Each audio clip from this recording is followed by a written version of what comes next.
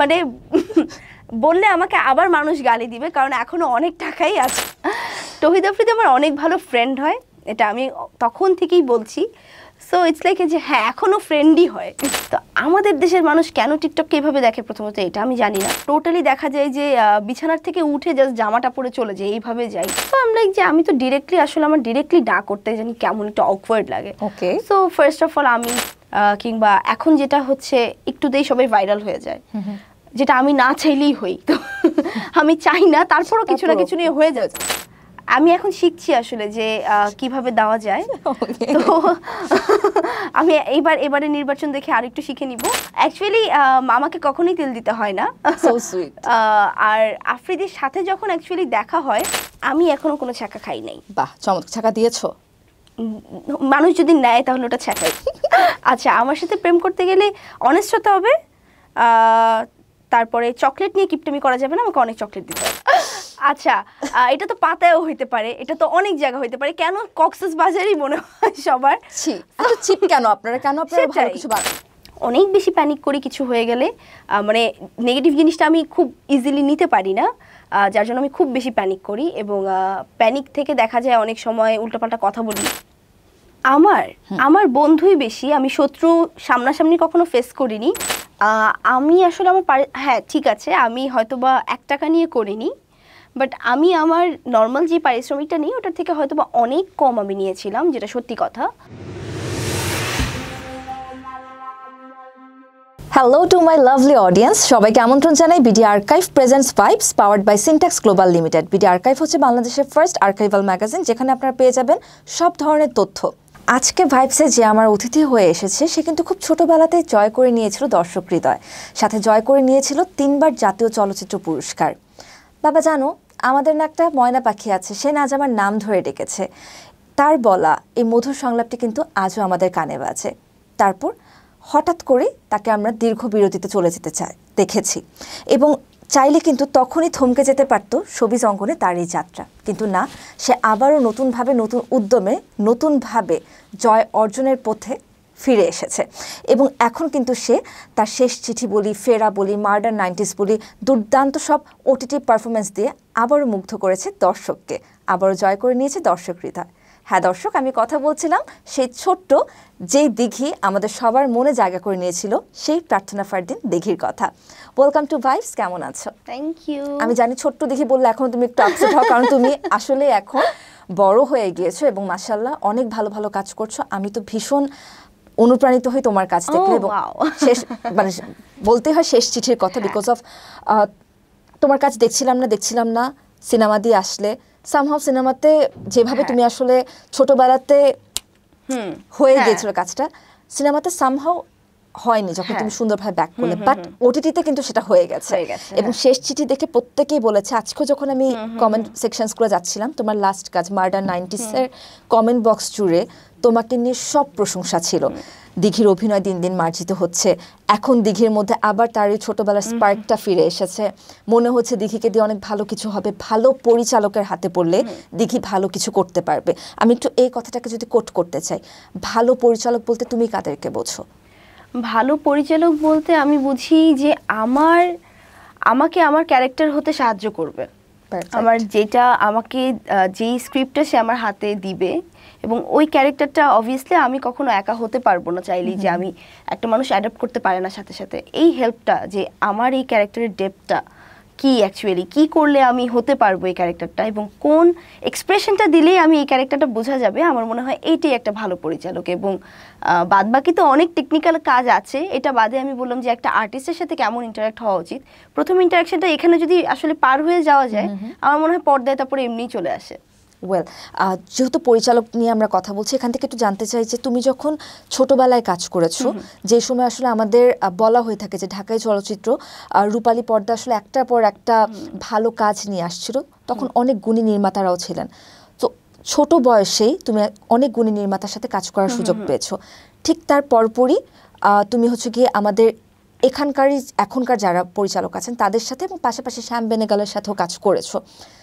এই 3টা জনরা বলবো না, যে 3টা ধারা বা 3টা সময়ের বা 3 থাকে না চিন্তাধারার পরিচালকদের সাথে যখন তুমি কাজ করে এসেছো, তুমি ব্যক্তিগতভাবে কি ধরনের পার্থক্য দেখতে পাও? তোমার মতে কোন জায়গার পরিচালকের সাথে কাজ করে তুমি সব থেকে বেশি কমফোর্টেবল ফিল করছো বা মনে হয়েছে যে না, this persons are good for you, তারা তোমাকে সুন্দরভাবে গাইড করছেন, তারা তোমাকে দিঘি হতে হেল্প করছেন? এখনকার সময় আমি যদি 3টা সময়ের কথাই বলি, বা এটা 3টা সময় না, 2টা সময় আর 2টা দেশ, হ্যাঁ, তাহলে তুমি কি বলবে? তুমি পার্থক্য কোথায় দেখতে পাও? 2টা সময় বলতে আমার ছোটবেলার কথা বলছি, ছোটবেলা এবং এই সময়কার, এবং একই সাথে এই দেশীয় চলচ্চিত্র এবং কলকাতার পরিচালক, পার্থক্যগুলো তুমি কোথায় কোথায় দেখতে পাও? যদি আমি বলি যে একদম ছোটবেলার কথা, যে কোন ডিরেক্টর কিংবা কে আমাকে কি বলতো, যেমন আমার প্রথম ছবি ছিল কাবুলিওয়ালা কাজী হায়াত আঙ্কেলের সাথে। উনি আমাকে কখনো বলেনি যে মিনি হও কিংবা তুমি কিন্তু মিনির মতো করতে হবে। সে বলতো মিনিও একটা বাচ্চা, তুমিও একটা বাচ্চা, বাচ্চারা একরকমই হয়, তোমাকে আমি মিনি বলে ডাকবো, তুমি এখন আমার কাছে মিনি। তো আমার তখন মাইন্ডে চলে এসেছে যে হ্যাঁ, সে আমাকে মিনি বলছে, তাহলে আমি এখন যা করব ওটাই তাহলে মিনি করছে। এই যে একটা মাইন্ডে বসে যাওয়া, মানে সে আমাকে, যেহেতু বাচ্চাদের খুব একটা চেঞ্জ করা যায় না, তো উনি আমাকে ওভাবেই সেট করে দিল। তারপর আসলে একের পর এক যত ডিরেক্টরের সাথে কাজ করেছি, যেমন এফআই মানিক আঙ্কেলের সাথে কাজ করেছি চাচ্চুতে, তখনও কিন্তু আমাকে সবসময় এই ফ্রিডমটাই দেওয়া হয়েছে যে স্ক্রিপ্টিং যখন আমাকে নিয়ে লেখা হতো, যে আলাদা করে দিঘিকে নিয়ে নিব আমরা, দিঘিকে নিয়ে স্ক্রিপ্ট লেখা হবে, তখন কিন্তু তারা ওই স্পেসটা আমাকে সবসময় দিয়ে রাখতো যে ও যাতে কমফোর্ট ফিল পায় কাজটা করতে। তো আস্তে আস্তে যখন এরকম করে বড় হচ্ছি, তখন আসলে বুঝে গেছি যে ক্যারেক্টারটা কিভাবে নিতে হয়। তো ওখান থেকে এই গাইডটা আমি সবসময় ছোটবেলায় পেয়ে আসতাম। গ্রেট। এখনকার সময় তো যেহেতু প্রথমেই বললাম যে বাচ্চাদের আসলে খুব একটা চেঞ্জেস হয় না, বড় হলে তো আসলে অনেক চেঞ্জেস আসে, চরিত্র চেঞ্জ হয়। এখন যেমন লিডিং ক্যারেক্টারসগুলো করছি, তো চরিত্র চেঞ্জ আছে, বিভিন্ন রকমের চরিত্র দিচ্ছে, বিভিন্ন ক্যারেক্টারের চরিত্র দিচ্ছে। তো ওই জায়গা থেকে আমার মনে হয় যে স্পেশালি আমি যখন ওটিটি প্ল্যাটফর্মগুলোতে কাজ করছি, কিংবা আমি শেষ চিঠির কথাই বলি, যে আমার পরিচালক সুমন ধর তখন আমাকে এমনভাবে ব্রিফ করলো যে অ্যাকচুয়ালি তুলি ক্যারেক্টারটা কি। তো ওই জায়গা থেকে আসলে আমার জন্য তখন অ্যাডাপ্ট করতে ইজি হয়েছে যে হ্যাঁ, উনিই তো আমাকে বুঝিয়ে দিচ্ছে যে অ্যাকচুয়ালি আমার ক্যারেক্টারটা কি, আমাকে কি করতে হবে। তারপর যখন আবার তার সাথে ফেরা করলাম, ওই সময়টাও সে সেম কথাই বললো যে তোমার এখন কিন্তু তোমার আকাশ পাতাল তফাৎ তুলির সাথে, তুমি কিন্তু কোনোভাবেই এখন তুলি হতে পারবে না। এবং তখনও কিন্তু সেম ভাবেই আমি অ্যাডাপ্ট করার চেষ্টা করলাম। এবং তুমি যেটা বললে লাস্ট মার্ডার 90s, ওই সময়ও কিন্তু হায়াত ভাই আমাকে কন্টিনিউয়াসলি, এটা যেহেতু একটা সত্যি ঘটনা অবলম্বনে তৈরি, সে কিন্তু আমাকে কন্টিনিউয়াসলি ওই সময়ের পেপার কাটিং থেকে শুরু করে সব কিছু আমাকে সে হোয়াটসঅ্যাপ করতো যে তুমি দেখো, দেখতে থাকো, কিংবা তুমি আশেপাশে যতটুকু শুনো আমাকে জানাও, তুমি কার ব্যাপারে কি শুনলে। তো এই যে তারা যখন আমাকে টাস্ক দেয়, এই টাস্কগুলো কিন্তু তখন করতে ভালো লাগে যে হ্যাঁ, আমার ডিরেক্টর আমার কাছে জানতে যাচ্ছে এটা। তো ওই জায়গা থেকে এখানে তো এই সুবিধাগুলো আমি সবসময় পাই। কিন্তু মজার কথা যে আমি যখন মুম্বাইতে কাজ করতে যাই শ্যাম বেনেগল স্যারের, তারা তো অনেক বেশি প্রফেশনাল, এটা তো সবাই জানে যে তারা কিন্তু কাজে অনেক বেশি সিরিয়াস। তো ওখানেও কাকতালীয়ভাবে যে জিনিসটা হয় যে আমি সবচেয়ে ছোট সেটের মধ্যে, এটাই হয়। তো আমি সবচেয়ে ছোট, চাইল্ড আর্টিস্টের পরে যদি কেউ সেটের মধ্যে ছোট থাকে এটা আমি।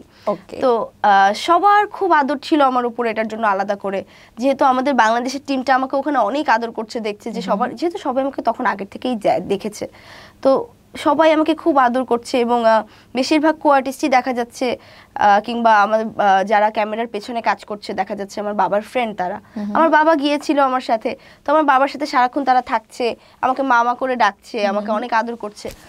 ওই জায়গা থেকে সেটের প্রত্যেকটা মানুষও আমার প্রতি একটা অনেক বেশি আদর জমে। আমি যেটা দেখি যে মুম্বাইয়ের প্রত্যেকটা কাস্ট অ্যান্ড ক্রু আমাকে এতটা পরিমাণ তারা সাপোর্ট দেয়, ইচ অ্যান্ড এভরি ওয়ান। আমি যদি বলি কস্টিউম ডিজাইনার থেকে শুরু করে কস্টিউম এডি, তারপরে মেকআপ এডি, সবাই, ইচ অ্যান্ড এভরি ওয়ান আমাকে আমার ভ্যানে এসে সবাই জিজ্ঞেস করতো একটু পরপর আমার কিছু লাগবে কিনা, আমার কিছু হয়েছে কিনা, আমি কিছু খাবো কিনা।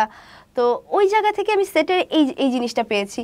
তারপর বেনেগল স্যারের কাছ থেকে যেটা পেয়েছি, এটা আসলে অবিশ্বাস্য ছিল আমার কাছে, কারণ আমি সবসময় ধরে নিয়েছি যে তারা যেহেতু খুব প্রফেশনাল, আর বেনেগল স্যার এত বড় একটা director, most probably Benegal sir অনেক স্ট্রিক্ট হবে, খুব কড়া হবে, আমার মনে হয় খুব ভেবেচিন্তে কথা বলতে হবে কিংবা অনেক কনসিয়াস থাকতে হবে, কিন্তু দেখলাম আসলে যে আমি মনে হয় বেনেগাল স্যারের থেকে বেশি চিন্তা করছি, সে আরো বেশি ফ্রি এর থেকে।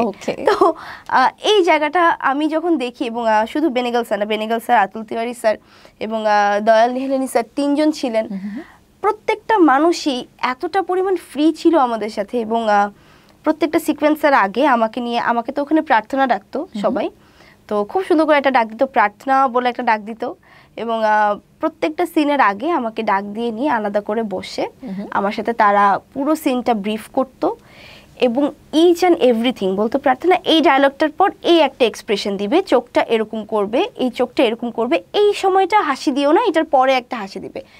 এত ডিটেইলিং তারা ব্রিফ করে দিত আমাকে যে আমার মনে হতো আমার জাস্ট ছকটা আঁকা, আমি জাস্ট এটার পরে এটা করে দিব, এবং অটোমেটিক্যালি তাই হয়েছে। আমি তখন প্রথম দিকে তো খুব বেশি নার্ভাস ছিলাম, তো প্রথম দিকে আসলে এক্সপেরিমেন্ট করার চেষ্টাও করিনি, তারা যাই বলেছে আমি তাই করেছি। তো আমি যখন এসে মনিটর, আমি খুব একটা মনিটর দেখতাম না তখন, কারণ আমার খুব নার্ভাস লাগতো যে মনে হয় আমাকে ভালো লাগছে না। তো আমি যখন লাস্ট দিন এসে মনিটর দেখেছি, আই ওয়াজ লাইক আল্লাহ কিভাবে সম্ভব, আমি কিভাবে করলাম এটা। এবং এটা সারা আমি ঠিক মুজিবের রিলিজের পরই পেয়েছি, কারণ এত অল্প একটা স্ক্রিন প্রেজেন্স ছিল আমার ওই সময়, যে সবার এত চোখে পড়বে এই জিনিসটা, এটা আমার একদমই চিন্তার বাইরে ছিল। ওকে, এবং এটা কিন্তু আমিও বলবো যে মুজিবের যতজনকে নিয়ে যত কথাই হোক না কেন, তোমাকে নিয়ে কিন্তু সবাই ভালো একটা কথা বলেছে, এবং সব থেকে বেশি যে কথাটা বলা হয়েছে যে তারা সেখানে দিঘিকে দেখেনি, তারা কিন্তু চরিত্রটাকেই দেখেছে, এবং এত ছোট হয়েও তুমি যে এত সুন্দরভাবে সেই ক্যারেক্টারটাকে ক্যারি করেছিলে, that was really appreciable. Thank you. Well, so আমার কাছে যেটা মনে হয় মাঝে মাঝে যে একটানা কাজ করতে থাকলে নিজেকে না মোটিভেট করার কিছু পাই না আমি। তোমার ক্ষেত্রেও নিশ্চয়ই ব্যাপারটা ঘটে, যেহেতু তুমি ছোটবেলার থেকে কাজ করে আসছো, বা তুমি ছোটবেলার থেকে ইন্ডাস্ট্রিটা চেনো, যে কিভাবে আমাদের ইন্ডাস্ট্রিটা কাজ হয়, বা আমাদের ইন্ডাস্ট্রির থাকে না যে এনার্জি ড্রেন আউট করার জায়গাগুলো কি কি, বা আমাকে কি কি বিষয়ে পজিটিভিটি দিচ্ছে। সেখান থেকে অলরেডি যেহেতু তুমি 3বার জাতীয় চলচ্চিত্র পুরস্কার পেয়ে গেছো, তারপর নিজেকে তুমি কি বলে মোটিভেট করো? থাকে না যেমন আমি নিজেকে মোটিভেট করতে পারি, এটা বলেছে আচ্ছা লাইফে যদি একটা জাতীয় চলচ্চিত্র পুরস্কার পাই বা একটা ফিল্ম ফেস্টিভ্যালে যাক, তুমি নিজেকে কি বলে মোটিভেট করো? আমি মোটিভেট করি আসলে আমার, আমি ঠিক আছে, আমি 3টা জাতীয় চলচ্চিত্র পুরস্কার পেয়ে গেছি, এটা সত্যি, কিন্তু আমার মনে হয় যে আমি মোটিভেট করি এটা চিন্তা করে যে 3টা আছে ঠিক আছে, কিন্তু এরকম তো না 3টা পেলে আর পাওয়া যাবে না, অবশ্যই পেতে হবে। তো আমি মোটিভেট করি এটা বলি যে আরও হয়তো বা আমার কাছে অ্যাওয়ার্ডস না আসুক, আমার কাছে মানুষের ভালোবাসা যাতে ওই পরিমাণই সবসময় থাকে, তো ওই পরিমাণ ওভাবে আমার কাজটা করে যেতে হবে, ওই ভালোবাসাটা আমার ধরে রাখতে হবে any how at any cost, আমার এটা মনে হয়। এবং এইটার পরপরই আসলে এগুলো চিন্তা করলেই আমার মনে হয় যে মোটিভেট ফিল করি, এবং তারপরেই কিভাবে জানি স্ক্রিপ্ট পাই, এবং তারপরেই বাছাই করে একটা করে কাজ নিয়ে নিই। বাহ, চমৎকার। এবং আমি বলবো যে সেখান থেকে হয়তো বা তোমার শেষ চিঠি তোমার জন্য একটা টার্নিং পয়েন্ট ছিল, অথবা মুজিবে তুমি কাজ করছো এই ঘোষণাটাও হয়তো বা একটা টার্নিং পয়েন্ট হিসেবে কাজ করেছে, যেখান থেকে তোমার কাছে খুব ভালো ভালো স্ক্রিপ্ট গিয়েছে, বা তোমাকে নিয়ে মানুষ ভাবার সুযোগটা পেয়েছে। এবং আনফর্চুনেটলি আমিও এরকম অনেক জায়গা থেকে শুনেছি, আমিও যখন বলতাম যে ভাই আপনি কেন এই চরিত্রটার জন্য দিঘিকে ভাবছেন না, ও তো টিকটক করে, ও তো টিকটক নিয়ে বিজি থাকে, আমি জানি এটার জন্য তুমি আরো বেশি ট্রোলের শিকার বা আরো বেশি কোয়েশ্চেনের সম্মুখীন হয়েছো। So what's your statement against this? আমার মনে হয়, আমি দেখলাম ওই দিন একটা নিউজ যে এবার ঈদে মনে হয় টিকটক ফিকশন যাবে প্রথম বাংলাদেশে, এরকম কিছু একটা, এবং কয়েকদিন আগে টিকটক কন্টেন্ট অ্যাওয়ার্ডসও হয়ে গিয়েছে, রাইট? তো যেখানে টিকটক গ্র্যাজুয়ালি গ্রোয়িং আপ, না আমরা চোখের সামনে দেখছি যে টিকটক কিন্তু অনেক বেশি এগিয়ে যাচ্ছে, যেখানে আমি এখন ওভাবে টিকটক করি না, কারণ আসলে এত পরিমাণ কাজ নিয়ে ব্যস্ত থাকা হয় যে ওভাবে আমার ফোনে সময় দেওয়া হয় না। তো যেখানে আমরা দেখছি যে আমি হয়তো বা ওই জায়গাটা থেকে অনেক দূরে, কিন্তু আমি যেখানে দেখছি টিকটক এত গ্রো আপ করছে, এত গ্র্যাজুয়ালি দিন দিন বাড়ছেই, তো মানুষ কেন টিকটক নিয়ে এখনো ট্রোল করে আমি জানি না। এবং আমার তো না, এখন তো ভেরিফাইড অ্যাকাউন্টস মোটামুটি সবার প্রত্যেকটা সেক্টরে, একটা ইউটিউবারের আছে, একটা আর্টিস্টের আছে, একজন যে নাটক করে তার আছে, যে সিনেমা করে তার আছে, তো মোটামুটি সবার এখন অ্যাকাউন্ট আছে, দেশ বিদেশে কিন্তু সবারই অ্যাকাউন্ট আছে, চার্লিপুর থেকে শুরু করে সবার অ্যাকাউন্ট আছে টিকটকে। তো আমাদের দেশের মানুষ কেন টিকটককে এইভাবে দেখে, প্রথমত এটা আমি জানি না। আর যে টিকটক করে সে যে কোনো ক্যারেক্টার করতে পারবে না, এই চিন্তাটা কেন তাদের কে মাথায় দিয়েছে আমিও জানি না। এবং একটা ওয়ার্ড খুব শোনা যায়, একটু ইন্টারাপ্ট করছি, ফেস অ্যাভেলেবল করে ফেলে খুব সহজে। ওকে একটু মানে স্ক্রল আপ করলে ওকে দেখা যায় যে কোনো প্ল্যাটফর্মে ও ইজিলি অ্যাভেলেবল। এই কথাটা কি তুমিও আমার মতন খুব শোনো? হ্যাঁ, আমিও অনেক শুনি তোমার মতো। তুমি কেন শোনো? আমি জানি, আমার সম্ভবত আমার হোস্টিং নিয়ে বলা হয় যে একটু দেখা যায় যে যে কোনো একটা মানে ডেফিনেটলি আমি তোমাকে অনেকদিন পর পর দেখি, তারপরও কেন আমি জানি না, বাট আমাকে এটা খুব শোনা হয় যে একটু স্ক্রল আপ করলে আয়শাকে দেখি, আয়শা ফেস কিন্তু এত অ্যাভেলেবল করা যাবে না, একটু থাকে না যে নিজের ভ্যালুটা বোঝাতে হবে।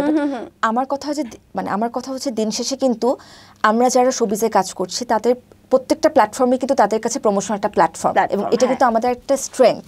আজকে যদি তোমার টিকটকে 1 মিলিয়ন ফলোয়ার্স থাকে এবং সেখানে তুমি যদি তোমার একটা পরের সিনেমার বা আপকামিং সিনেমার একটা গানের ক্লিপ ছাড়ো, সেখানে যে ভিউজটা হচ্ছে এটা তো কিন্তু তোমার সিনেমাটা একটা প্রমোশন হচ্ছে, ইনডিরেক্টলি একটা প্রমোশন হচ্ছে। সো আমার কথা হচ্ছে এটা কেন মানুষ বুঝে না?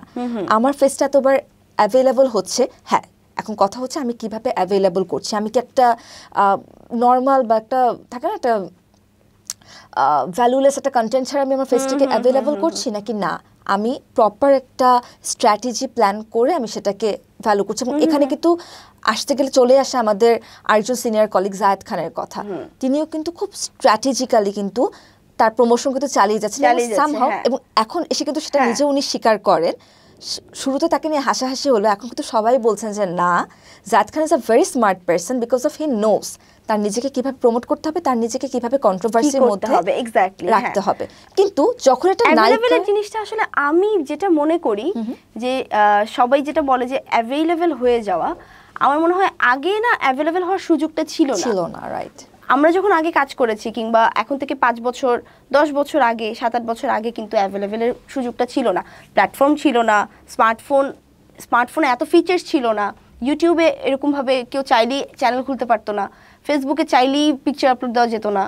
তো এই জায়গাটা আমার মনে হয় যে এখন যেহেতু অনেক বেশি এটা প্ল্যাটফর্ম যখন অনেক বেশি আমাদের কাছে অ্যাভেলেবল হয়ে গেছে, আমরাও কিন্তু ইজিলি ইউজ করতে পারি। তো মানে আমরাই কেন অ্যাভেলেবল হব, আমাদের দেশের মানুষই কেন অ্যাভেলেবল হবে, এটা আমি বুঝি না।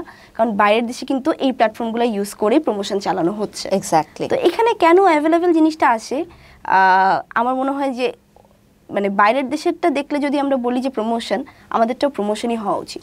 এক্স্যাক্টলি। এবং আমার কাছে মনে হয় যে স্টিল আমাদের ইন্ডাস্ট্রি যেহেতু মেল ডমিন্যান্ট ইন্ডাস্ট্রি, একজন জায়েদ খান যখন এই কাজটা করছেন তখন তাকে নিয়ে এত কথা হচ্ছে না, কিন্তু একজন প্রার্থনা ফারদিন দিদি যখন সেম কাজটাই করছে তখন তাকে নিয়ে অনেক কথা হচ্ছে। সো আমার কাছেও না মাঝে মাঝে মনে হয় যে এই জায়গাটাতে একটা সামঞ্জস্যতা আনা খুব জরুরি। সো ওয়েল, এতক্ষণ তো আসলে মানে গল্প করার কথা, কিন্তু প্রচুর আড্ডা দিয়ে দিলাম আমরা। এখন তোমার সাথে আমরা নতুন একটা সেগমেন্টে যাব, সেটা হচ্ছে সিনট্যাক্স তেলবাজি সেগমেন্ট। আমরা দেখব দিঘি কাকে বেশি তেল দিতে পারে। আচ্ছা, ওকে। সো বলো দেখি, কারা বেশি তেল দেয়, ছেলেরা নাকি মেয়েরা? সোফার আমাকে ছেলেরাই মনে হয় বেশি তেল দিয়েছে। এটাই তো হওয়া স্বাভাবিক, রাইট? ওকে। আচ্ছা, ইন্ডাস্ট্রিতে কাজ পাওয়ার জন্য কাউকে কি তেল দিতে হয়েছে তোমার? তেল দিতে হয়নি, আই মিন তেল দিতে হতো কিন্তু আমি দেই। ওকে। শিল্পী সমিতি নির্বাচনে পদপ্রার্থী হলে কাকে কাকে কতটুকু কিভাবে তুমি তেল দিতে? আমি পদপ্রার্থী হলে? আচ্ছা, আমি এখন শিখছি আসলে যে কিভাবে দেওয়া যায়।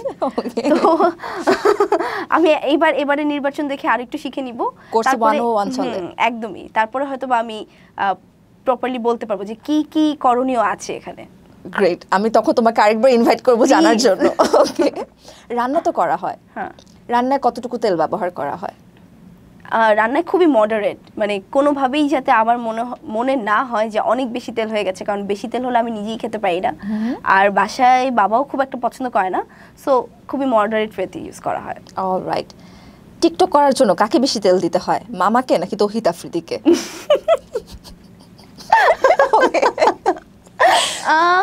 অ্যাকচুয়ালি মামাকে কখনোই তেল দিতে হয় না। So sweet. আর আফ্রিদির সাথে যখন অ্যাকচুয়ালি দেখা হয় তখন আমাদের কখনো টিকটকের চিন্তাটা খুব একটা মাথায় আসে না, কারণ আমরা এত গল্প করি, আমাদের মাথায় আসে অনেকক্ষণ পরে যাচ্ছে তো এটা একটা কথা বলছে, এটা একটা টিকটক করি। সো দুজনের একজনকে আমার কখনোই তেল দিতে হয়নি টিকটকের জন্য। ওকে। সো শুরুতে যে বললে যে ছেলেরা বেশি তেল দেয়, সোফার কিভাবে তেল দেয় তারা, একটু শুনি, কিছু ঘটনা যদি শেয়ার করা যায়। না, ছেলেরা তেল দেয় অ্যাজ এন আমি মানে ছেলেরা তেল দিবে খুব নর্মাল, এটা বাট আমার ক্ষেত্রে যেটা হয় যে দেখা যায় অনেক স্ক্রিপ্ট আসে আমার কাছে, আমার ভালো লাগলো না by any chance, so I am like যে আমি তো ডিরেক্টলি আসলে আমার ডিরেক্টলি না করতে জানি কেমন একটা অকওয়ার্ড লাগে। সো ফার্স্ট অফ অল আমি পড়ি যে হ্যাঁ ভাই আমার তো এখন ডেট হচ্ছে না, কিংবা এইটা কিংবা ওইটা, কিংবা ভাই আমি এই ক্যারেক্টারে এইটা আসলে আমার ভালো লাগছে না, কিংবা ভাই আমার এই অপোজিটটা আসলে এই না হলে ও হলে ভালো হতো। তখন আসলে অনেকে আছে তেল দেয় যে আপু এই ক্যারেক্টার দেখেন আপনি ছাড়া কোনোভাবেই পসিবল না, এটা আমি লেখার সময় আমার মনে হয়েছে এটা আপনিই পারবেন। তো এই ধরনের কিছু তেল আছে যেগুলো শুনলে আসলে আমি বুঝে যাই যে হ্যাঁ তেলই দিচ্ছে, এটা আমি না হলেও হয়। আচ্ছা, সো প্রপোজের ক্ষেত্রে প্রপোজ তো নিশ্চয়ই অনেকেই করে, যখন ভার্সিটিতে গিয়েছো ডেফিনেটলি, যেহেতু তুমি একটা অলরেডি রিনাউন্ড ফেস, অনেকে দেখে অবাক হয়েছে, কেউ কেউ হয়তো বা মানে থাকে না আনএক্সপেক্টেড ব্যাপারও ছিল, আবার কেউ কেউ হয়তো বা সাহস করে বলেও ফেলেছে যে দেখি তোমাকে আমার পছন্দ, সেখানে কি পরিমাণ তেল পেয়েছো? টু বি অনেস্ট, একদম যেটা সত্যি কথা সেটা হচ্ছে আমি সকালবেলা আমার ক্লাস থাকে, তো নর্মালি দেখা যায় সকালবেলা উঠলে আমি খুবই গ্রাম্পি মুডে থাকি, এবং এতটাই গ্রাম্পি মুডে থাকি আমি ভার্সিটি যাওয়ার পরে যে এভরিওয়ান আজ আচ্ছা ওকে তো আমার ফোনে অনেক নর্মাল দেখি, অনেক দেখি, ভালো দেখি, লক্ষ্মী দেখি, ও এখন এরকম কেন ফেস করেছে। আমি টোটালি দেখা যায় যে বিছানার থেকে উঠে জাস্ট জামাটা পরে চলে যাই, এইভাবে যাই, সো উইদাউট মেকআপ নাথিং, আমি এরকম করে বসে আছি, তোমার মনে হয় এরকম একটা চেহারা দেখার পরে করতে আসবে। অলরাইট, সো খুব সুন্দর একটা আড্ডা যাচ্ছে আমাদের, কিন্তু এই আড্ডার মধ্যে একটু পেছনে ফিরতে চাই। সেটা হচ্ছে যে ইন্ট্রোডাকশন পার্টে আমি বলেছিলাম যে কাজ করতে করতে যখন তোমার 3টা অ্যাচিভমেন্টও চলে আসলো তোমার পোর্টফোলিওতে, তখনই মানে যে সময় তুমি আলোচনার একদম তুঙ্গে, জনপ্রিয়তার তুঙ্গে, সেই সময় তুমি বেসিক্যালি ব্রেকটা নিলে পড়াশোনার জন্য, কিন্তু তারপর লম্বা একটা ব্রেক দিয়ে আবার ফিরে আসা। সো ওই টাইমটাতে নিজের মানে পড়াশোনা তো করছিলে, তার পাশাপাশি নিজেকে অভিনেত্রী বলি বা নায়িকা বলি এই শোবিজ অঙ্গনের জন্য কিভাবে প্রিপেয়ার করছিলে? আমি যখন ব্রেকটা নেই, প্রথম একটা দুইটা বছর আই ওয়াজ লাইক যে আমি খুব মিস করতাম এই জায়গাটাতে, যে অনেক দিন যেহেতু এখানেই আমার কাজ, একটা মানুষ হুট করেই তখন ঘরে বসে গেল, কিংবা আমি বলবো যে একদমই ঘরের মধ্যেই just school and home and nothing, যে মানুষটা রাত অবধি কাজ করেছে, তো অ্যাকচুয়ালি ওটা আমার কাজের বয়স না, বাট অভ্যাস যেটা থাকে আমাদের, যে ওই জিনিসটাই আমার তখন ভালো লাগতো, কাজ করতেই ভালো লাগতো। তো ওই জায়গাটা থেকে প্রথম একটা দুইটা বছর খুব খারাপ লেগেছে যে না ভালো লাগছে না, বাট আস্তে আস্তে হয়েছে কি ওই যে আমাদের চেঞ্জেস হয় যখন, তখন তো আবার ওই অভ্যাসে আমরা মিলে যাই। তো ওই পরে আস্তে আস্তে আমরা মানে আমি আর কি খুব নর্মালভাবে এই জিনিসটা নিয়ে নিলাম, এবং টু বি অনেস্ট আমার তারপরে আসলে কোনো চিন্তাই ছিল না যে আমি ব্যাক করব, আমার একদমই মাথায় ছিল না, যার জন্য আমার প্রিপারেশনটাও আসলে ওভাবে কখনো ছিল না। আমার একদমই মাথায় না থাকার কারণে আমি যখন ক্লাস 8-9-এর দিকে পড়ি, তখন এইটে থাকাকালীন আমার কাছে স্ক্রিপ্ট আসা শুরু করে যে আমাকে নিয়ে অনেকে ভাবছে, এবং আমার কাছে যখন এইটা থাকাকালীন স্ক্রিপ্ট আসে, তখনই আমি যখন দেখলাম যে বাসায় স্ক্রিপ্ট আসছে, বাবা এসে বলছে যে তোমার স্ক্রিপ্ট আসছে, বাট এখন আমি তোমাকে কাজ করতে দিব না, তুমি স্ক্রিপ্টটা পড়তে পারো, but there will be no choice যে তুমি বলবো আমি করব, কারণ এসএসসির আগ পর্যন্ত আমি তোমাকে কোনো কাজ করতে দিচ্ছি না। সো আই ওয়াজ লাইক ঠিক আছে, এবং আমি খুবই নর্মাল ওয়েতে স্ক্রিপ্টগুলো পড়তাম, এটা ভেবে কখনোই পড়তাম না যে আমার কাজটা করতে হবে। I was just like it's a book, এভাবে পড়তাম যে এটা একটা বই হয়তো বা পড়ছি।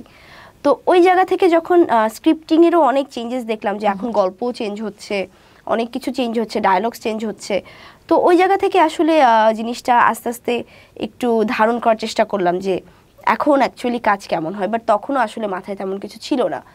আমার যদি বলি যে অ্যাকচুয়ালি মাথায় কবে আসলো যে আমি ব্যাক করব, সেটা ছিল আমার যখন আমি এসএসসি দিয়ে ফেললাম, এসএসসির পরে আমি কলেজে উঠলাম, তারপরে হচ্ছে আমার জন্য ডাক এসেছিল মুজিবের অডিশনের।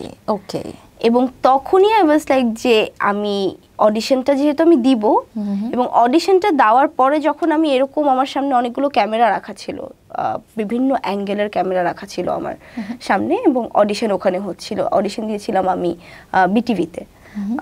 বিটিভিতে গিয়ে, ওখান থেকে মুম্বাই থেকে কাস্টিং ডিরেক্টরসরা এসেছিল, লাইন প্রডিউসার এসেছিল, তো ওখানে বিটিভিতে একটা আছে, অডিটোরিয়াম আছে, অডিটোরিয়ামের উপরে একটা স্টেজ করে তারা ওখানে আমি দাঁড়িয়ে অডিশন দিচ্ছি, এবং বিভিন্ন অ্যাঙ্গেলে আমার ক্যামেরা রাখা আছে। ফ্রন্ট অ্যাঙ্গেল, এই অ্যাঙ্গেল, ওই অ্যাঙ্গেল, মানে পুরো প্রোফাইলটা নেওয়ার জন্য।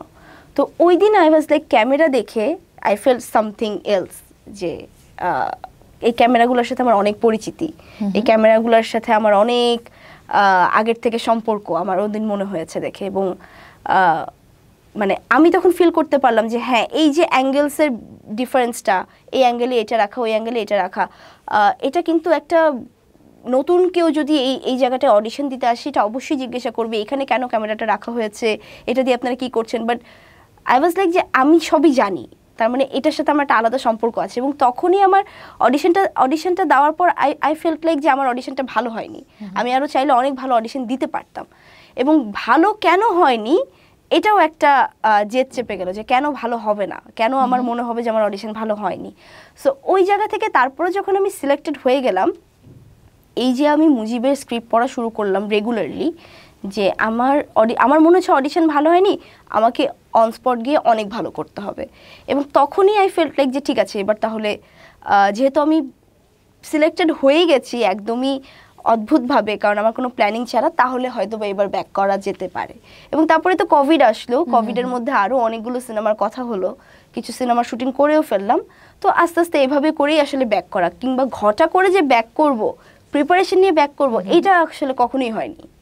ওকে, সো তাহলে নির্দ্বিধায় বলা যায় যে মুজিব একটি জাতির রূপকার, তোমার লাইফের একটা টার্নিং পয়েন্ট, যেটা আসলে তোমাকে অনেক মোটিভেট করেছে বা এনকারেজ করেছে আবারও ইন্ডাস্ট্রিতে ব্যাক করার জন্য।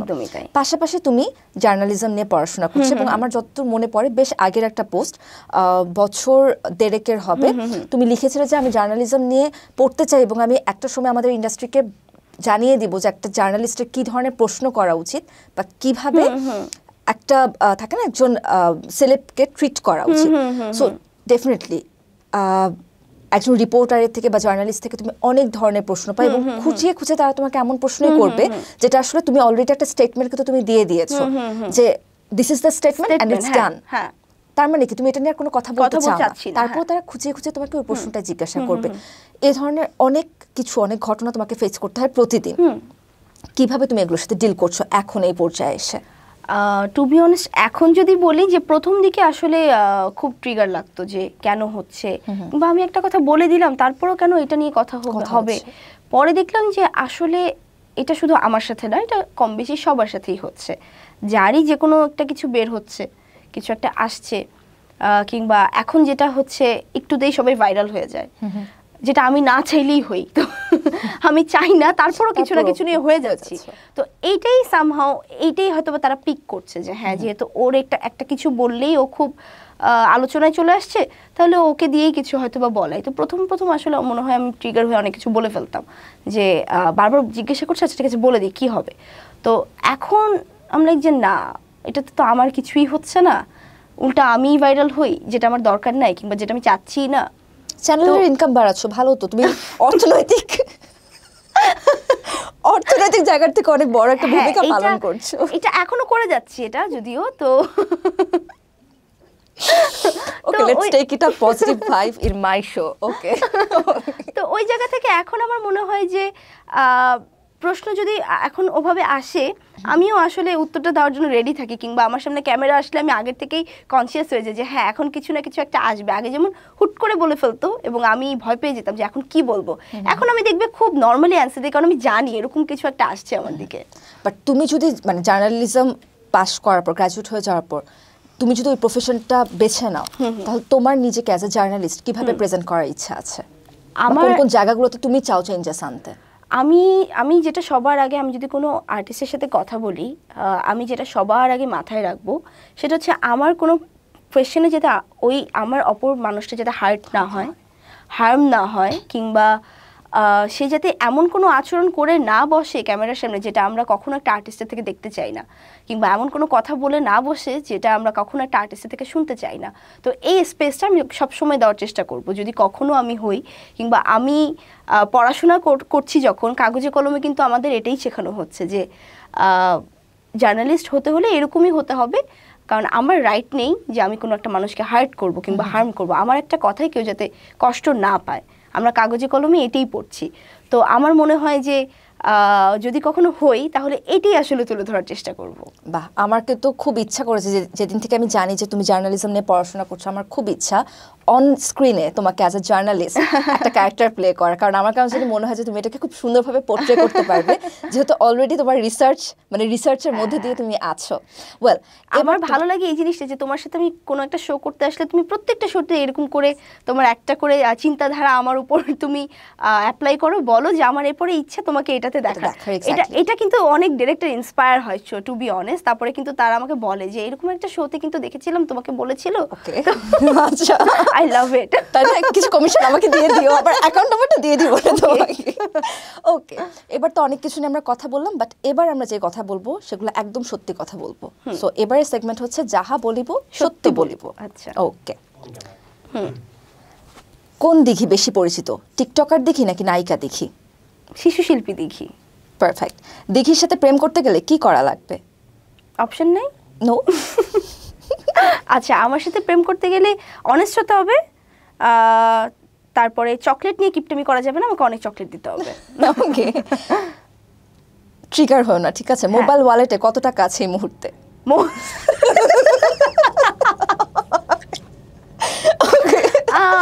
মানে বললে আমাকে আবার মানুষ গালি দিবে, কারণ এখনো অনেক টাকাই আছে।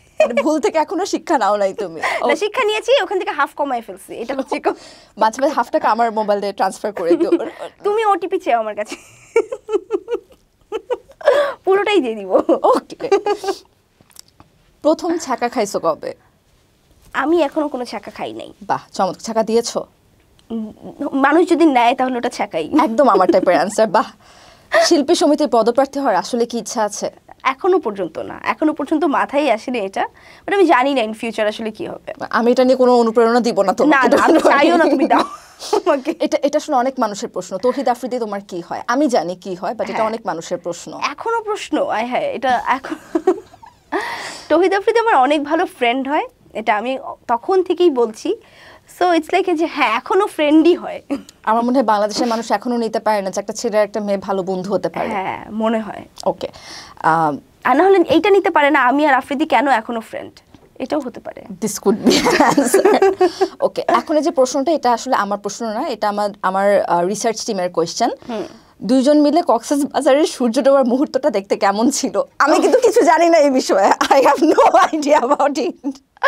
আচ্ছা, এটা তো পাতায়ও হইতে পারে, এটা তো অনেক জায়গা হইতে পারে, কেন কক্সবাজারই মনে হয় সবার? এত চিপ কেন আপনারা ভালো কিছু ভাবতে পারেন না? সেটাই, এটা তো কলকাতার দীঘাও হতে পারে, কত কিছু হতে পারে, তাই না? সো এমনি নর্মালি কক্সবাজারের মুহূর্ত ভালোই লাগে, বাইরের দেশ হলেও অনেক ভালো লাগে। ওকে, ইন্ডাস্ট্রিতে দিঘির বন্ধু নাকি শত্রু বেশি?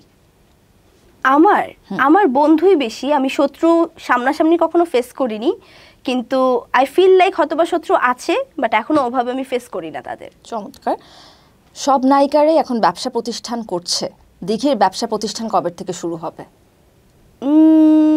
এটা চিন্তার বিষয় কবে থেকে শুরু হবে, কারণ এটা আমিও জানি না, বাট হোপফুলি কোনো না কোনো একদিন হয়ে যাবে ইনশাআল্লাহ। বাট এটা আমার মনে হয় মানে ভাবতে পারো, বিকজ অফ আমাদের বলিউডের অনেক অ্যাক্ট্রেসরাও কিন্তু নিজেদের একটা ব্র্যান্ড তারা খুলছে। সো ইউ মে, হ্যাঁ, I have a plan, so এই জন্যই বললাম যে কোনো টাইম হয়ে যেতে পারে। ওকে, গ্রেট। আচ্ছা, কোথায় পারিশ্রমিক বেশি, স্টেজ শো নাকি শোরুম উদ্বোধন? তাই তো, কোথায় বেশি? স্টেজ শোতে, আই গেস। হ্যাঁ, স্টেজ শোতে বেশি। গ্রেট। সো আবারও ফিরে আসি আমরা আমাদের গল্পে। এই সেগমেন্টের আগে আমরা কথা বলছিলাম মুজিব নিয়ে। সো মুজিব নিয়ে কিন্তু একটা আলোচনার বিষয়, যখন মুজিবের শ্যুট অলমোস্ট শেষ হয়ে যায় বা প্রথম লটের শ্যুটটা যখন শেষ হয়, তখন কিন্তু মানে পত্রিকার নিউজ পেপার অনেক বড় একটা অংশ জুড়ে একটা ফিচার হয়েছিল, যেখানে 1 টাকা পারিশ্রমিক এই কথাটাকে অনেক বেশি মানে অনেক আলোচনায় চলে এসেছিল। সো থাকে না যে আমাদের সিনেমার সাথে রিলেটেড সব কিছু কিন্তু আমাদের একটা প্রমোশনাল অ্যাক্টিভিটিস হিসেবে যুক্ত হয়ে যায়। তোমার ব্যাপারে কিন্তু মুজিব একটি জাতির রূপকার নিয়ে এই ধরনের কোনো কিছু আসেনি। সো তুমি তাহলে তোমার পারিশ্রমিকের দিকটাতে তুমি কিভাবে ব্যাপারটাকে হ্যান্ডেল করেছিলে? আমি আসলে হ্যাঁ, ঠিক আছে, আমি হয়তোবা 1 টাকা নিয়ে করিনি, বাট আমি আমার নর্মাল যে পারিশ্রমিকটা নিই ওটার থেকে হয়তোবা অনেক কম আমি নিয়েছিলাম, যেটা সত্যি কথা। কিন্তু আমার মনে হয়েছে যে যেহেতু আমরা কাজ করছি, এটা আমাদের প্রফেশন, কিছু পারিশ্রমিক অবশ্যই আমি ডিজার্ভ করি এই কাজটা করার জন্য, এবং যেহেতু আমাদের জন্য পারিশ্রমিকটা রেডি আছে, আমরা নিতেই পারি, এটা খুবই স্বাভাবিক, আমরা পারিশ্রমিক নিয়ে কাজ করব। সো আমার জায়গাটা ছিল আমি অনেক কম নিয়েছি ওটার থেকে, যে হ্যাঁ ঠিক আছে আমি নর্মালি যেটা নেই কিংবা নর্মালি আমি যেটা নিব এখন আমি ওটা নেইনি, আমি খুব কম নিয়েছি, বাট আমি 1 টাকাও নেইনি। বাট যারা 1 টাকা নিয়েছে তারা হয়তো বা তাদের ওই রেসপেক্টটা শো করেছে যে এই কাজটার প্রতি তাদের কতটা পরিমাণ রেসপেক্ট, কিন্তু আসলে সবাই তো সম্ভব হয় না যে আমরা 1 টাকা নিয়েই কাজ করব। বাট হ্যাঁ আমি একটা অ্যামাউন্ট কম নিয়েছিলাম। ওকে, সো তোমার যে বিষয়টা আমার কাছে খুব ভালো লাগে, যে যেমন চাইলে কিন্তু তুমি এটাকেও একটা টুল হিসেবে ইউজ করতে পারতে, প্রমোশনাল টুল হিসেবে, কিন্তু আমি কখনোই দেখিনি এমন কিছু করে আলোচনায় আসতে যেটা আসলে খারাপ লাগবে বা খুব থাকে না যে খুব চোখে পড়ে, দৃষ্টিকটু লাগবে বা মনে হবে যে আননেসেসারি বিষয়টা আমার চোখের সামনে আসছে, কিন্তু তারপরও তোমাকে অনেক অনেক বেশি কথা শুনতে হয়।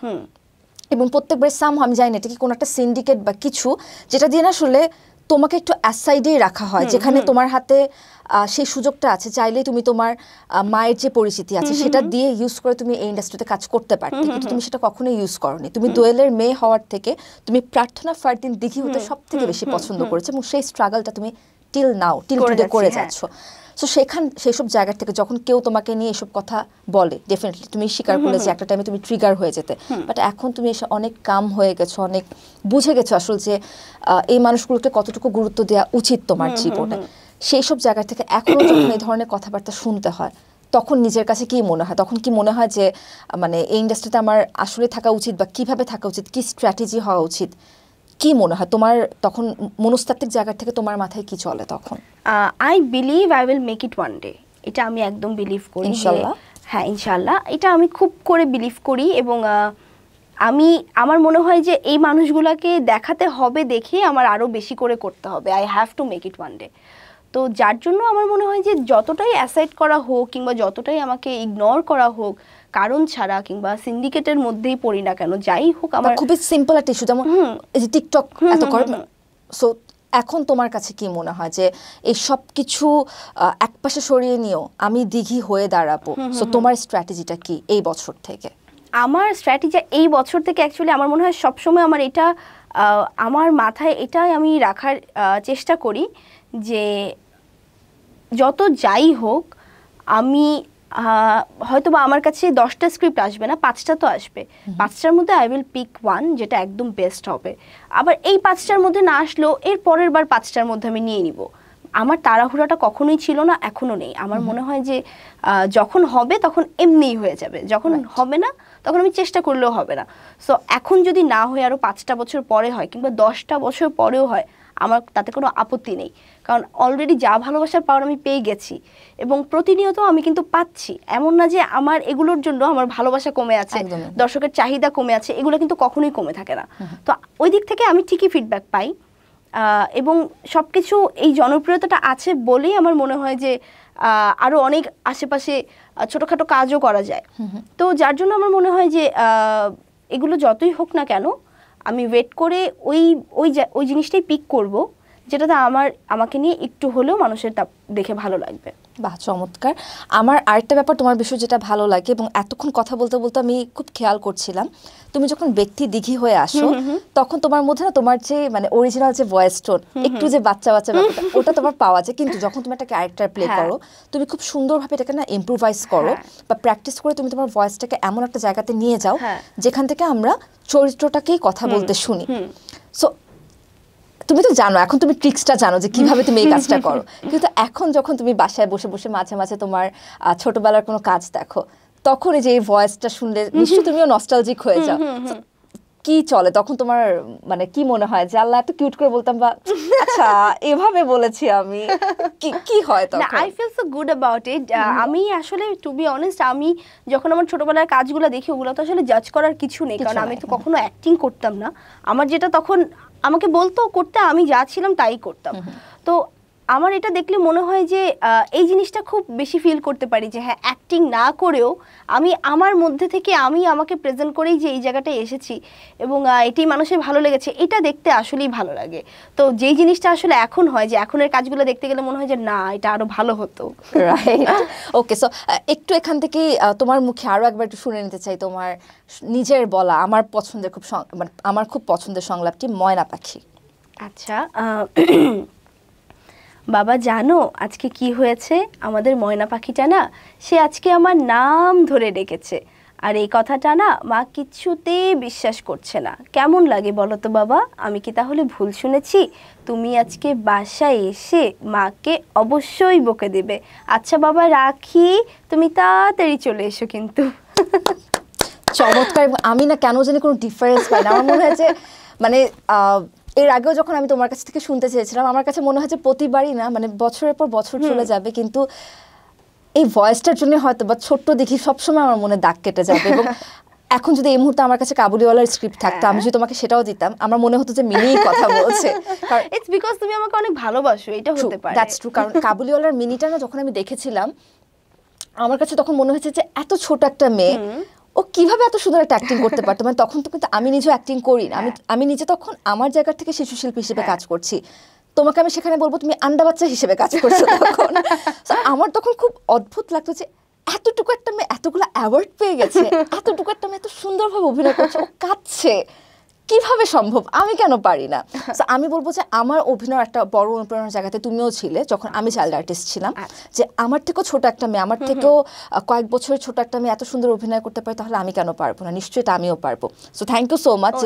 আমার মনে হয় যে আমার মতন যারা ছোটবেলায় তোমার ছোটবেলা থেকে তোমার কাজ দেখছে, তারাও হয়তো এভাবে অনুপ্রাণিত হয়েছে যে এই ছোট্ট মেয়েটা যদি পারে তাহলে আমি কেন পারবো না।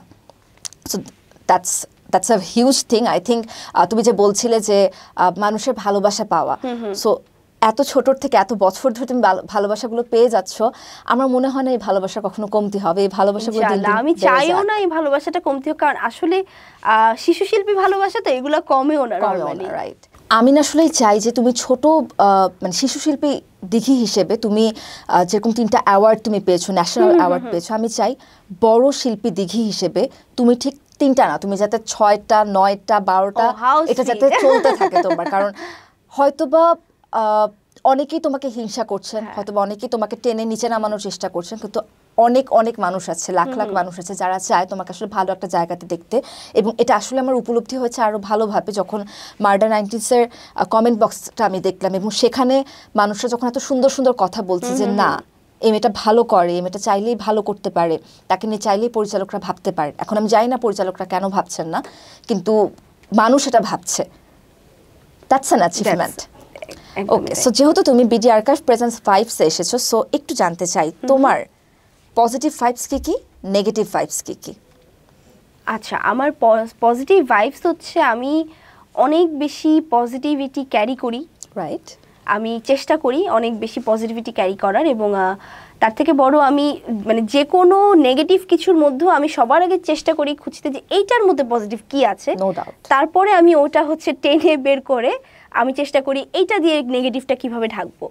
এবং যেখানেই যাই আমি খুব পজিটিভ মাইন্ড নিয়ে যাই, এবং আমার মনে হয় যে একটু ভুল হলে, একটু সমস্যা হলে, যাই হোক না কেন এটা শুধরে ফেলা যাবে। সবসময় মাথায় এটাই থাকে যে এনিথিং হ্যাপেন আমরা এটা ঠিক করে ফেলতে পারবো। এইটা আমার অনেক পজিটিভ ভাইব। আর নেগেটিভ ভাইব হচ্ছে আমি খুব প্যানিক করি, অনেক বেশি প্যানিক করি কিছু হয়ে গেলে। মানে নেগেটিভ জিনিসটা আমি খুব ইজিলি নিতে পারি না, যার জন্য আমি খুব বেশি প্যানিক করি। এবং প্যানিক থেকে দেখা যায় অনেক সময় উল্টোপাল্টা কথা বলি, প্যানিক থেকে অনেক সময় সিক হয়ে যাই, কিন্তু অনেক বেশি প্যানিক করি আমি। ওকে, আমি জাস্ট কল আওয়ে, আমাদের বাসা অলমোস্ট একই এলাকাতে, সো জাস্ট একটা ফোন দিয়ে বলবা যে আপু আমি প্যানিক করছি, আমি চলে আসবো তোমার বাসাতে। শিওর। ওকে, ডান।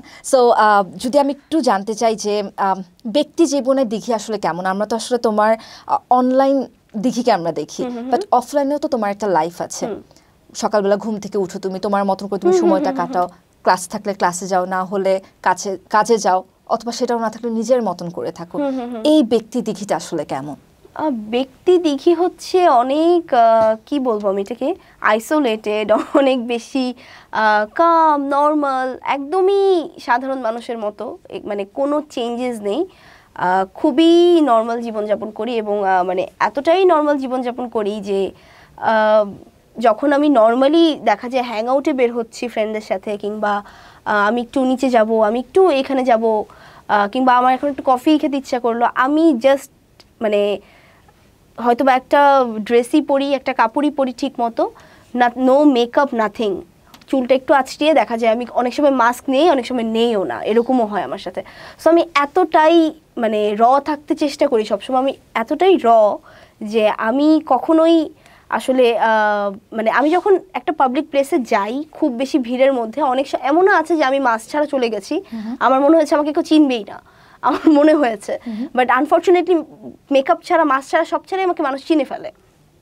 এখন যখন এগুলো খুব বেশি ফেস করি, এখন হয়তো বা দেখা যায় যে একটু মাস্ক পরছি, একটু বাইরে গেলে একটু ওভাবে সচেতন থাকছি, বাট আমি খুব বেশি নর্মাল মানুষের মধ্যে যখন যাই আমি একদমই ওরকম হয়ে যাই। কখনোই আমি এটা থিঙ্ক করি না যে আমি দিঘি যাচ্ছি সো এই রোডটা এমন না, একটু এমন হলেও পারতো, এগুলো আমি কখনোই থিঙ্ক করি না, একদমই নর্মাল মানুষের মতো জীবনযাপন করার চেষ্টা করি। চমৎকার। যদি আমরা যা কাজ করছি সব কিছু তো আসলে আর্কাইভ হয়ে যাচ্ছে, সো যদি এই আর্কাইভের প্রসঙ্গে আসতে চাই যে দিঘি কি চায় যে 10 বছর পর তার আর্কাইভে তার যে কাজগুলো থাকবে সেই কাজগুলোর জায়গাতে দিঘি নিজেকে কেমন দেখতে চায়, কিভাবে দেখতে চায়, তাহলে কি বলবে? একজন ভালো পরিপক্ক অভিনেত্রী দেখতে চাই, এত ভিড় লাগবে না আর্কাইভের মধ্যে, কয়েকটা ভালো কাজ থাকুক যে কাজগুলো আসলে এক নামে মানুষ চিনবে, কিছু ক্যারেক্টারের নাম থাকুক যে নামগুলো বললেই মানুষ হ্যাঁ এই ক্যারেক্টারটা এরকম ছিল, পছন্দের কিছু ক্যারেক্টার হয়ে থাকতে চাই, পছন্দের কিছু সিনেমা উপহার দিয়ে থাকতে চাই, কাজ উপহার দিয়ে থাকতে চাই, আর একজন এই কাজগুলো দেখার পরে যাতে 10 বছর পর মানুষ বলতে পারে যে দিঘি একজন ভালো অভিনেত্রী, তাইলেই হবে। চমৎকার, খুব সুন্দর একটা আড্ডা ছিল তোমার সাথে এতক্ষণ। আর আমার কেন জানি সবসময় আমার ভালো লাগে তোমার সাথে যখন আমি কথা বলি, খুব পজিটিভিটি ক্যারি করো তুমি, এবং একটু অবাক হচ্ছে তোমার সাথে আমার শেষ ইন্টারভিউ নেওয়ার সুযোগ হয়েছিল 2 বছর আগে। তখন আমি যে চাঞ্চল্যতা তোমার মধ্যে দেখেছি, যে চঞ্চল দিঘিকে আমি দেখেছি, আজকে আমি অনেক স্থির স্থবির একজন দিঘিকে দেখছি। এবং থাকে না যে বয়সের সাথে সাথে সময়ের সাথে সাথে আমরা সবাই তো বদলাই।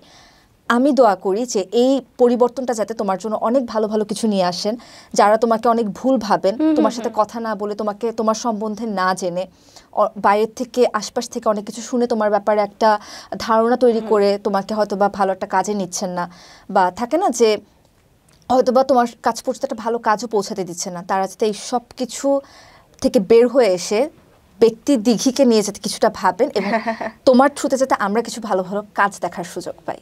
Thank you. আমি সবসময় দিতে চাই এরকম কাজ উপহার, তো ইনশাআল্লাহ ইন ফিউচার হয়তো বা আরও দিতে পারবো, এবং আমি চাই তোমাদের এই দোয়াটা সবসময় থাকুক, তাহলে আরও বেশি দিতে পারবো। Definitely. So I think it was a nice আড্ডা with BD Archive Presents Vibes.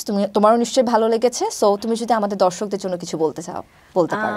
দর্শকদের জন্য আসলে যেটা বলবো সবসময় যে আসলে দর্শকের জন্যই আজকে দেখি, নো ডাউট, এই জন্য খুব ভালোবাসি আমি তাদের, এবং তারা যে আমাকে ভালোবাসে এটাও আমার জন্য অনেক বড়।